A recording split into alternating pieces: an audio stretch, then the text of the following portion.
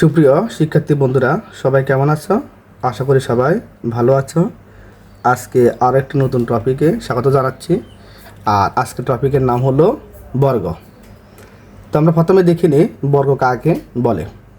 কোনো সংখ্যাকে সেই সংখ্যা দ্বারা গুণ করলে যে গুণফল পাওয়া যায় তাকে ওই সংখ্যার বর্গ বলে। অর্থাৎ আমরা একটি সংখ্যা এখানে নিলাম, তাহলে যদি এই সংখ্যার সাথে যদি আরও একটি সংখ্যা অর্থাৎ একই রকম, অর্থাৎ কোনো সংখ্যাকে সেই সংখ্যা দ্বারা, অর্থাৎ যে সংখ্যা নিমু ওই সংখ্যাকে আবারও ওই সংখ্যা দ্বারা যদি গুণ করে, তাহলে এর ডাবল গুণ।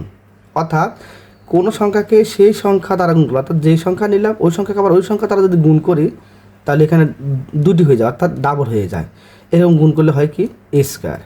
তাহলে এখানে আমরা এ স্কোয়ারকে বলবো এর বর্গ।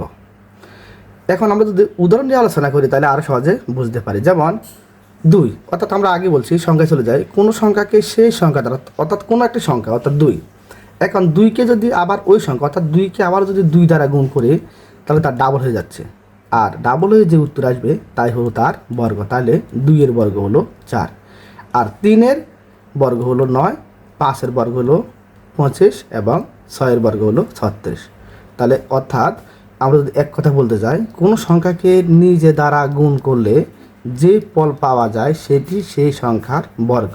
যেমন 7, অর্থাৎ 7কে আমরা যদি ডাবল গুণ করি, অর্থাৎ 7কে যদি আবার ওই 7 দিয়ে গুণ করি, তাহলে তার ডাবল গুণ হয় এবং ডাবল গুণ হলে যে ফল হয় তাকে আমরা বলবো তার বর্গ। তাহলে 7 এর বর্গ হলো 49। আশা করি সবাই বর্গ বুঝতে পেরেছ। ধন্যবাদ সবাইকে।